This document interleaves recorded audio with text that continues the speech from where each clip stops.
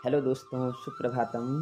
आप सब लोग अच्छे होंगे और आशा करता हूँ कि आपका आज का दिन बहुत अच्छा जाए, बहुत अच्छा हो आपका। Have a nice day. तो आइए आज हम शुरू करते हैं कक्षा 10 की सेमुसी का द्वितीय पाठ है। दूसरा पाठ नाम है गुणवती कन्या, अर्थात गुणों से युक्त गुणवान कन्या यानी लड़की। प्रस्तुत पाठ महाकवि दंडी द्वारा रचित 10 कुमार चरित नामक गद्य काव्य के षष्ठ उच्छ्वास से संपादित कर संकलित है। यह जो पाठ है गुणवती कन्या, यह महाकवि दंडी द्वारा रचित एक 10 कुमार चरित ग्रंथ है। उस गद्य काव्य से लिया गया है। उसमें क्या होता है, 10 कुमार होते हैं और 10 कुमार कहीं यात्रा पर निकलते हैं और फिर बिछुड़ जाते हैं और बाद में फिर मिल जाते हैं। मिलने के बाद जब वो राजवाहन के पास आते हैं जो उनका मुखिया होता है, तो उसको अपनी पूरी यात्रा का वर्णन सुनाते हैं कि हमें कौन मिला, क्या हमारे साथ घटित हुआ। इस प्रकार से बहुत ही सुंदर यह ग्रंथ है। तो उसी ग्रंथ में से यह जो गुणवती कन्या है, यह पाठ दिया गया है। यहाँ मित्रगुप्त अपने विचित्र वृत्तांत के अंतर्गत, यहाँ पर जो 10 कुमारों में एक होता है मित्रगुप्त, वह अपने विचित्र, जो कभी जिसको देखना बड़ा ही असंभव है और विचित्र में आश्चर्यचकित करने वाला वृत्तांत बने घटना के अंतर्गत गोमिनी नामक कन्या की कथा सुनाता है। एक गोमिनी नामक जो कन्या होती है उसके गुणों की कथा सुनाता है। यहाँ पर जो एक प्रस्थ कहते हैं 32 पलों के बराबर, अर्थात एक मुट्ठी धान, हम कह सकते हैं एक मुट्ठी धान से एक व्यक्ति को संपूर्ण भोजन कराने का प्रबंध करती है। सोचिए आप, एक मुट्ठी धान के द्वारा कोई किसी को भोजन करा सकता है? नहीं करा सकता। लेकिन यहाँ पर उस कन्या का कौशल देखिए, उसकी बुद्धि देखिए, उसकी प्रज्ञा देखिए, उसका विवेक देखिए, उसके गुणों का वर्णन किस प्रकार से हम कर सकते हैं, वह आप इस पाठ में देखने में आपको मिलेगा। तो आइए अब शुरू करते हैं गुणवती कन्या नामक पाठ को। अस्ति द्रविड़ेषु कांची नाम नगरी। दक्षिण प्रदेश में अस्ति, द्रविड़ माने दक्षिण प्रदेश को कहते हैं, अस्ति माने है कांची नाम नगरी है। कांची नाम की कोई नगरी है दक्षिण प्रदेश में, यानी दक्षिण भारत में। तस्याम अनेक कोटिसारः, वहाँ अनेक कोटिसार अर्थात पता नहीं कितने कोटि यानी करोड़ों हैं का मालिक श्रेष्ठ पुत्र, एक सेठ का पुत्र शक्ति कुमारो नाम आसित, शक्ति कुमार नाम का था। सो 18 वर्ष देशीय, सह 18, जब वह 18 वर्ष का हो गया। चिंता मापन्न, उसे चिंता होने लग गई। अब आप सोचिए 18 वर्ष में किस चीज़ की चिंता होती होगी। आप ये मत सोचना कि वोट देने की चिंता होती होगी, नहीं। 18 वर्ष में जब आदमी युवा अवस्था में प्रवेश करने लग जाता है, नास्त्यादाराणाम, नास्ति है, नास्ति अदाराणाम, बिना दारा कहते हैं पत्नी को, बिना पत्नी के अनगुण दाराणाम वा सुखम, और न ही अगर पत्नी मिल जाए और अनगुण बिना गुणों वाली, जिसके अंदर कोई गुण न हो, ऐसी पत्नी भी मिल जाए और पत्नी न भी मिले, दोनों बात कह रहे हैं कि नास्ति दाराणाम, बिना पत्नी के, और अनगुण बिना गुणों वाली, जिसके अंदर सही गुण न हो, अच्छे गुण वाली, दाराणाम वा सुखम, सुख कहाँ, न पत्नी के बिना सुख है और न ही गुणवान पत्नी के बिना, बिना गुण वाली पत्नी के बिना भी सुख नहीं है। दोनों स्थिति में तत्कथम नु गुणवद विंदेयम कलत्रम, तो वह चिंतन करता है तत्कथम, क्यों न मैं गुणवद विंदेयम कलत्रम, गुणवान जो पत्नी हो, हैं जो गुणों वाली हो, उसको मैं क्या करूं, उसको ढूंढूं। इस प्रकार से वह अपने मन में ऐसे विचार करता है। तो फिर क्या करता है, स वस्त्रांत पिनद्ध शालिप्रस्थो, वह वस्त्रों के अंदर है शालिप्रस्थः, मुट्ठी भर धान को रख करके, उसको बांध करके, दार ग्रहणाय, पत्नी के लिए, पत्नी ग्रहण करने के लिए, अर्थात पत्नी को प्राप्त करने के लिए, भुवम अभ्रमर, पूरी धरती पर भ्रमण करता है। याम कामपि लक्षणवतीं कन्याम, याम ने जिसको, काम भी किसी हो, वह जिस किसी को, लक्षणवतीं लक्षणों वाली, कन्या को विलोक्य देख करके, सह पृच्छति, वह जहाँ कहीं भी जाता है, कोई सुंदर कन्या और गुणवान कन्या उसको लगती है, तो वह उसी से पूछ बैठता है, भद्रे सपनोसी किमनेन शालिप्रस्थेन, भद्रे कहता था कल्याण करने वाली हैं, हे भद्रे, हे कल्याण करने वाली, सपनोसी क्या कर सकती हो किम अनेना, जो ये साले प्रस्थिन, जो मेरे पास धान है, मुट्ठी भर धान जो मैंने भी कपड़े में बांधे हुए हैं, क्या तुम उनके द्वारा मुझे गुणवद अन्नम, एक गुणवान भोजन अर्थात उचित भोजन, उत्तम भोजन जिसको हम कहते हैं, उसको अस्मान भोजितुम, हमें भोजन करा सकती हो। एवं कृते स हसता वधू, इस प्रकार से जब वो जिस किसी भी कन्या को देखता था उससे उनसे ऐसा बोलता था। एवं कृते, इस प्रकार के कहने से, उनके इस प्रकार के कार्य से, स हसिता वधूतः, जो कोई भी कन्या होती थी वह हसिता, वह क्या करती थी, हंस जाती थी कि ये क्या कह रहा है कि मुट्ठी भर धान से मुझे जो है सारा भोजन करा दो। गृहाद गृहम प्रविश्य, और वह उसकी बात सुनकर के घर के अंदर प्रवेश कर लेती है और अभ्रमत वह घूमता ही रहता है। अब इस प्रकार से जब वो एक शहर से दूसरे शहर, उसको जो कोई कन्या दिखे गुणवान, उसको वो पूछे और कोई भी उसका कार्य करने के लिए तैयार न हो। एकदा स कावेरी तीर पत्तने, एक बार इसी प्रकार भ्रमण करते करते वह कावेरी नदी के पत्तने तीर तट पर, जब वो कावेरी नदी की ओर गया तो वहां क्या देखा उसने, विगलित समृद्धिम विरलभूषणम कुमारीम अपश्यत, वहां उसने एक विगलित समृद्धिम, जिसके पास ज्यादा धन भी नहीं था, है, विरल भूषणाम, और जो भी आभूषण उसने पहने थे, पहने बहुत कम रहे होंगे, लेकिन विरल भूषणाम, वह बहुत ही सुंदर थे। कुमारी अपश्यत, ऐसी उसने एक कन्या को देखा जो ज्यादा धनवान नहीं थी, लेकिन उसने जो पहना था उससे वह बहुत सुंदर लग रही थी। तस्या अतुलित रूप संपदा अभिभूतः, उसका रूप सौंदर्य देख करके शक्ति कुमारो अचिंतयत्, वह जो शक्ति कुमार था वो सोचने लगा, सेयम आकृतिर्न शील विरोधिनी सह इयम, इसकी जो आकृति है, इसका जो स्वरूप है, इसका जो सौंदर्य है, वह कैसा नहीं है, शील विरोधिनी, वह इसकी, मुझे लगता है जैसा इसका सौंदर्य है वैसा ही इसका आचरण भी होगा, वैसा ही इसका व्यवहार भी होगा, वैसा ही इसका गुण भी होगा। इसके विपरीत शील विरोधी, अर्थात शरीर के विरोध में विपरीत इसके गुण भी नहीं होंगे। कहने का तात्पर्य यह है कि जितना सुंदर इसका रूप रंग है उतने ही सुंदर इसके गुण भी होंगे। ऐसा शक्ति कुमार अपने मन में विचार करने लगा। आसज्जति में हृदय अस्यामेव, और कहने लग जाता कि यह इसका जो सौंदर्य मेरे हृदय में क्या हो गया है, बैठ गया है, अर्थात मुझे यह अच्छी लगने लगी है, मेरा मन इसको चाहने लगा है। इस प्रकार से शक्ति कुमार अपने आप में चिंतन करता है।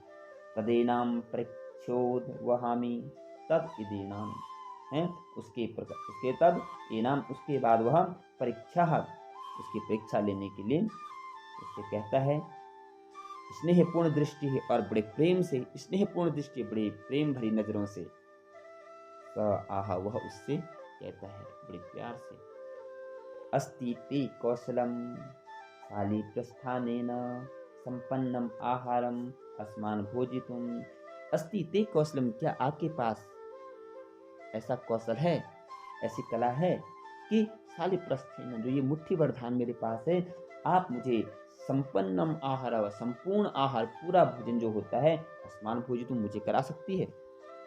इस प्रकार से शक्ति कुमार उस कन्या से कहता है। ततस्तया वृद्धदासी साभिप्रायम् आलोकिता तस्य हस्तात् प्रस्थमात्रं धान्यमादाय स्वगृहस्य तत्वरे तं प्रक्षालित पादम उपावेशयत्।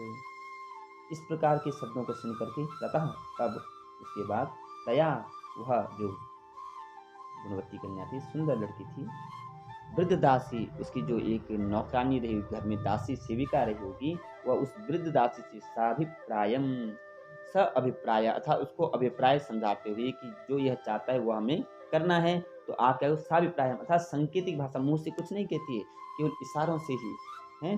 साभिप्रायम आलोकिता, अपनी दासी की ओर देखती है, और तस्य हस्ता, दासी समझ जाती है, और दासी क्या, तस्य हस्ता, उनके हाथों से प्रस्थ मात्रम, वह जो मुट्ठी भर धान था, धान्यम आदाय, धान ले करके स्वगृहस्य अपने घर के चित्तरे चौक पर ले जाकर के तम प्रक्षालित पादम, और तम मने वह जो कौन था शक्ति कुमार, उसके पाँव को प्रक्षालित पादम, पाँव को धुलती है धुलवाती है, उपावेशयत और उनको उपावेशयत आसन पर उपासित कर देती है अर्थात बैठा देती है अतिथि को। इस प्रकार से ततस्तान सुरभिन शालिना तपे किंचिद विशोष्य मुहुर्मुहु परिवर्त्य समायाम भूमौ।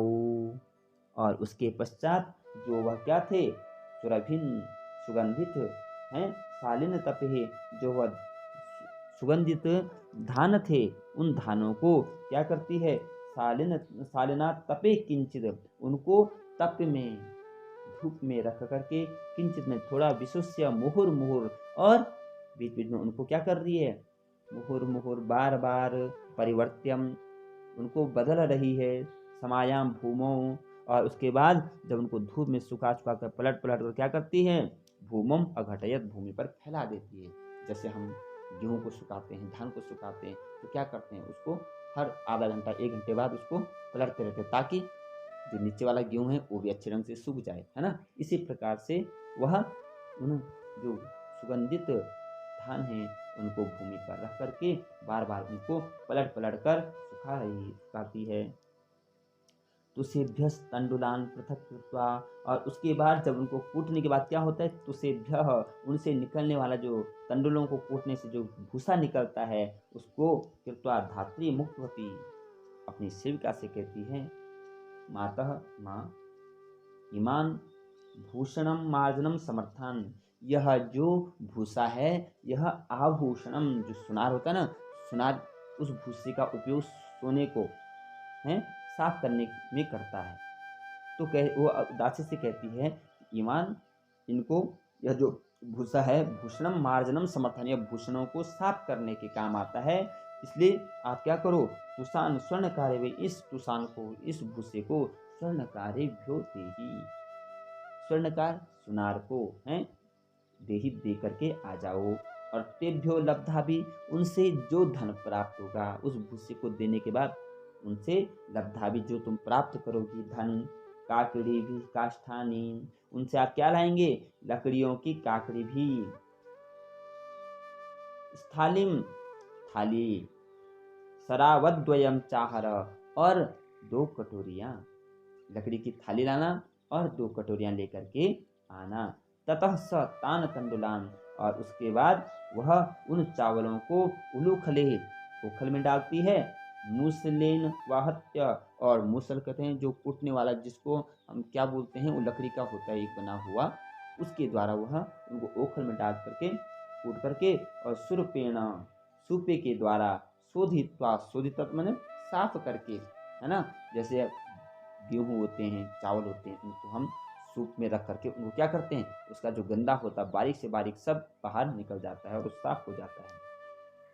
तो उनको सूप के द्वारा फटक करके साफ करके, जले न प्रक्षाल्य, फिर उनको पानी के द्वारा साफ धुल करके क्वथित जले और गर्म पानी में साक्षीपतम उनको डालती है। सिद्धेशु च तंडुलेशु, अब जब तंडुल वह जो चावल था वह सिद्ध हो जाता, अर्थात चावल पक जाता है, तो पकने के बाद उन चावलों से मंडानी सारणाय, जो मांड होता है चावलों का उसको निकालने के लिए, स्थालिम अधोमुखिम, जो थाली लाई रहती उस थाली को उस बर्तन के नीचे रखती है और ऊपर से उसका मांड निकाल कर उस थाली में डालती है। स्थालिम अधोमुखिम, थाली की ओर उसका मुख करके कृतवती उसका मांड निकालती है।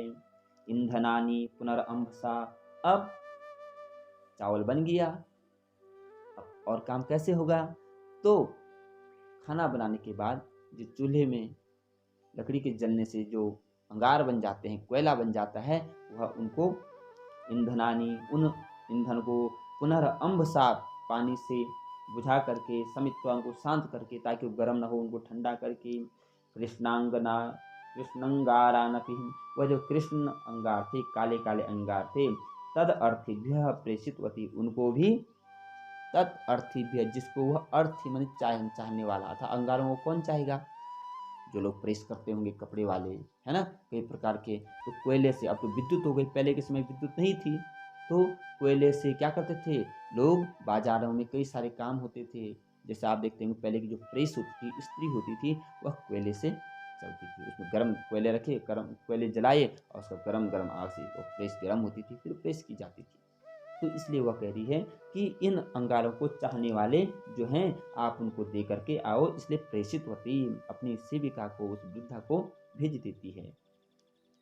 विक्रेतैर अंगतैर यत मूल्यम, और बेचने से जो आपको मूल्यम लब्धम, जो धन प्राप्त होगा, तेना उनके द्वारा, साकम मने साग, घृतम घी, दधी दही, तैलम तेल, चिंचा फलम चकृतम, यह और चिंचा फल यह खरीद करके ले आना। ततो व्यंजनादिकम च तया संपादितम, और तब वह उसके द्वारा जो बाजार से सामान लेकर के आती है, व्यंजनादिकम इस प्रकार के व्यंजन हैं तैयार कर देती है। अथ सा कन्या धात्री मुखे नातिथिम स्नानाय प्रेरितवती, उसके बाद वह कन्या अपनी धात्री के मुख से, अपनी सेविका के मुख से अतिथि को कहलाती है स्नानाय प्रेरितवती, उनको प्रेरित करती है स्नानाय, अर्थात मुख हाथ धुलने के लिए या स्नान करने के लिए, है ना। कहती है कि आप उनको स्नान करवाइए, उनको स्नान के लिए कहिए। स्नान शुद्धायातिथि, और स्नान करने के बाद जब अतिथि आता है तो उन अतिथियों को तैलम आमलकम चाय, आंवले का तेल देती है बालों पर लगाने के लिए। फलकम आरुह्य, और फलक कहते हैं जो हम एक जस्ट चौकी टाइप समझ लो आप हैं।